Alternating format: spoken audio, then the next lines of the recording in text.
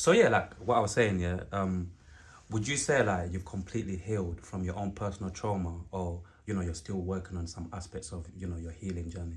I'll say there's still stuff that I'm working on. Like as I was saying, there's still some times where it's like I'm a bit, just because I do have an understanding of how people show up and stuff. There's always grey areas to things, so I still have that compassion as well. But then yes, knowing how to maneuver that, and as I said, the thing with relationships with people, with friendships and stuff, that is another thing that I am working on as well, and how I do show up.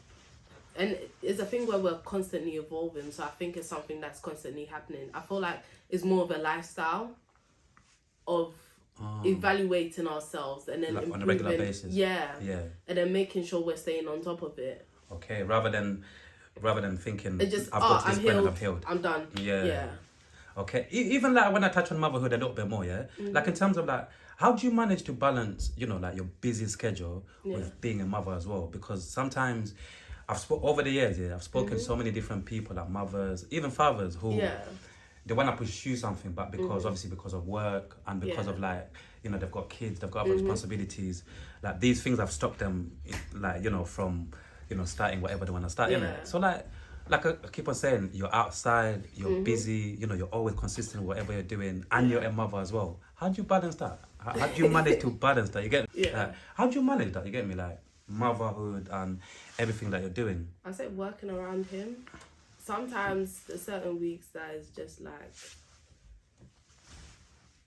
it's a lot. Yeah. Like, yeah, it's a lot. Like, I go home, I'm tired, and my son has a lot of energy. So I could tell during the video, I could tell still. Yeah, he's always gonna be climbing something, doing things. So it's like learning how to. That's something I'm still learning how to navigate as well. And then even as I was saying with building community, it's like, okay, some of the things like meeting up with my friends and stuff, I can go with him. Yeah. And it's like, because sometimes I have to wait until I get childcare, but then I try to keep the childcare for when I have to like come and do stuff like this or do things where I can't really take him. So learning how to do things with him, and then also certain things I can't do because I can't get childcare. So just like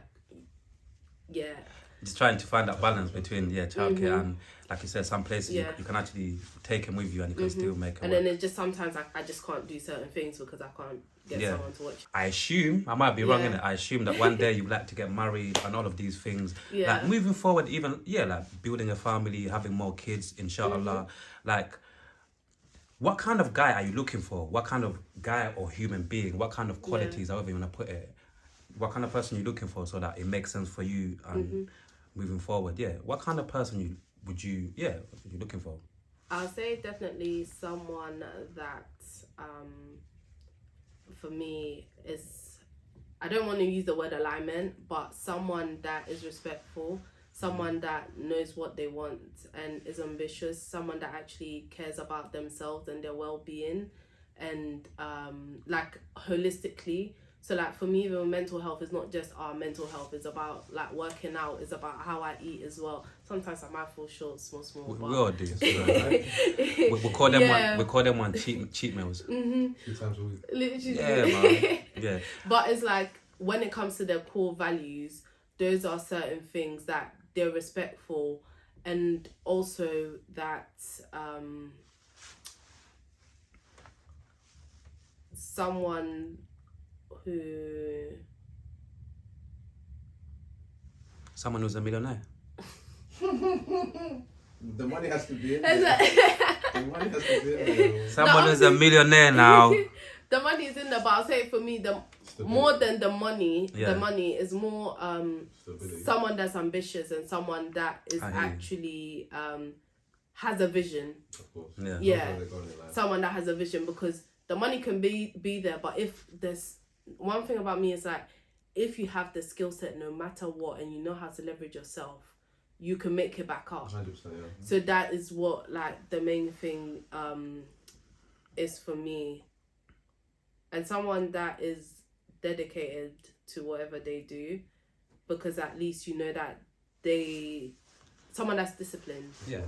because someone that's disciplined within multiple areas of their life, it shows. It makes sense. Yeah, through what they're doing. Like even in terms of like obviously mixing cultures and mixing different countries, specifically like, would you prefer like a Ghanaian man, a Ugandan man, like a Congolese man? Like, are you know usually people that say, basically like I would like to get with somebody from my own country or whatnot. Like even in terms of that, like are you quite flexible? Like does it depend, or in terms of like what country they come from? How important is that to you? I don't really mind with the country. I'll say the thing for me will more be religion, because I feel like that would bring more friction type thing when it comes to like raising up kids. Are you a Christian or a Muslim? Christian. If you ever met your dream man, a quick one there, and he was a Muslim, would you ever consider like, you know, like joining Islam? No, not just for man, like For Allah, what about for Allah? Like if for me I've done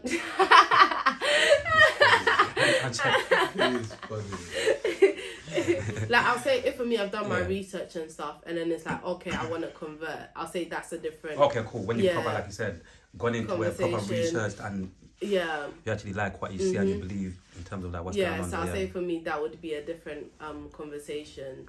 Like I just want to clear up this rumor, innit? Like you're Ghanaian, you're not Congolese, innit? Yeah. Let's clear up the dancing, the waist. Like, let's clear up because you when I first started following you, for a second you had me convinced. I was thinking she's definitely Congolese, like with all these videos and all of this. Yeah. Please, on the red chair, reality team TV. I think it's about time we clear up the rumors. Are you Ghanaian or Congolese? I'm Ghanaian. No, okay. I'm just Congolese by waistline. By waistline, yeah. Even talk to us even a little bit more about that. Like, what do you mean by that? Yeah. Congolese by waistline.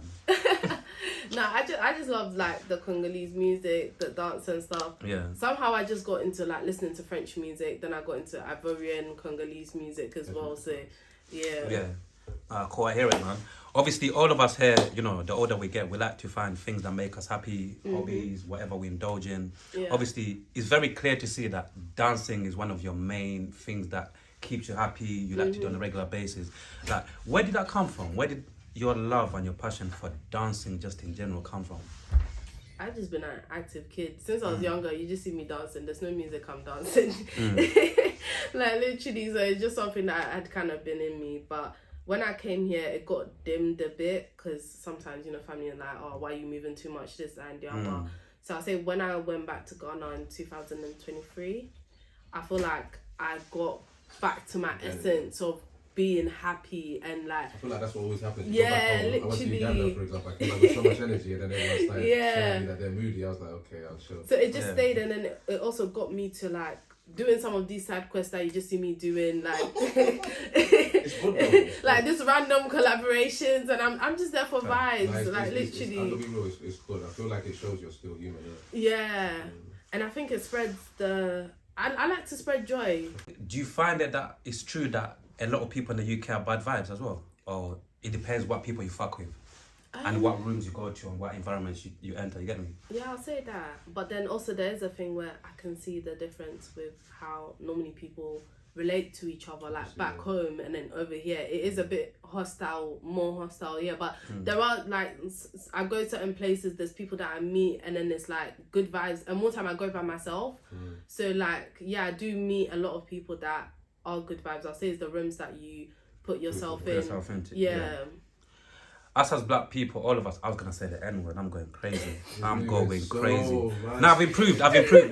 Before I used to say some madness. I've improved, guys. I caught myself, I didn't say it. Really? Like, even once again, I just black people in general, black people, the black community, wherever we come from, do you feel like in 2025, with your observation, do you feel like we're going backwards or forwards? I think the thing where we are right now, do you feel like we've gone backwards or forwards? You know what, I was having this conversation one time with someone and he was like, I was like, do you think knife crime has gotten worse? And he was like, the thing is it goes in cycles. And if we deep, the things that we're seeing now, it goes in cycles. The promiscuity, the, what's it called? Young people not listening to the older people, the disregard for certain values and stuff is a cycle that is going in. But who's actually breaking it? That's what the thing is, because sometimes a lot of people like to say, back in my day, rare. But you lot, the songs that you were listening to as well was not good. Like, literally, or even like sometimes as Africans. There's this Ghanaian song. I didn't know what it meant. This Fechi. Yeah. But then I heard what it was about. The guy was getting his heart broken and all that. Yeah. And I was thinking, I sat there and I was just like, this is what you lot was listening to, and we're just dancing to, we're just swinging. These times, what it actually represents is a mad thing. No, there's this, I think it's Kojenchi. It's like, hey, I. Yeah, I've heard it, yeah. Hey. Yeah, Fechi, farewell. Do you know what I mean? No. Is he talking crazy? Is he talking smack? So Fechi is like grind. So it's like, yeah. And then farewell is like put it in. Ghanaians have become Jamaicans. So, no, do you know even what the thing is? I think sometimes we look down on certain cultures that Jamaicans might have, but if we go to the parties and see these married people are grinding all over each other. Look at Carnival. Yeah. In Carnival, do you know what a girl said to me? I was dating she was from Trinidad before, yeah. And she's like, even if you're married, for example, you can go catch a wine at Carnival. I'm like, you lot are mad. Yeah, but even in the African culture, you're crazy. No, my girl is whining on who? Are you lot all right? I'll break this whole party now. I would say in the culture, let me know before people come and cancel me. But I've seen at parties back home where family, everyone is... It's mad to me though. Anyone can get it. You can't whine on my gal. How? My gal can't be whining. And next man, I'm there like that, like a waste man. It's violation, isn't it? And then we can't argue at home because she's like, it was just... Sometimes I don't even know how to feel about it. You know what I'm saying? I'll say social media was created for us to be addicted to it. It wasn't. Entertainment. Yeah, it was created for us to be distracted. It was created for us to be entertained by things that do not serve us. And whatever you use to entertain you is also what you're allowing yourself to indulge in as well. Yeah. So it's being intentional or being aware about what you're using to entertain yourself. And I wouldn't say we are moving backwards, because a lot of people are making progress.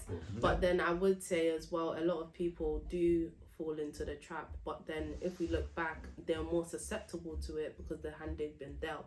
Because you can't know better if you've never seen better. You can't know better if you don't know that what you know is not better. You've never experienced it. Yeah, you can't know better if you've given up.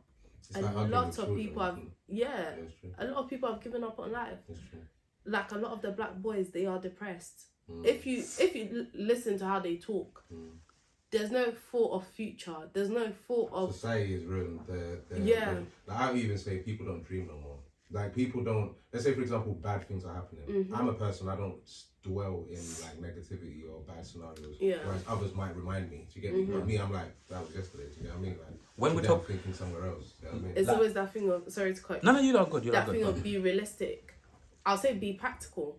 Are you going to put that energy that is needed into the thing? That's the thing. A lot of people are not practical because they say, I want to do this, but you're not willing to give up what you need to give up to get to where you need to get to.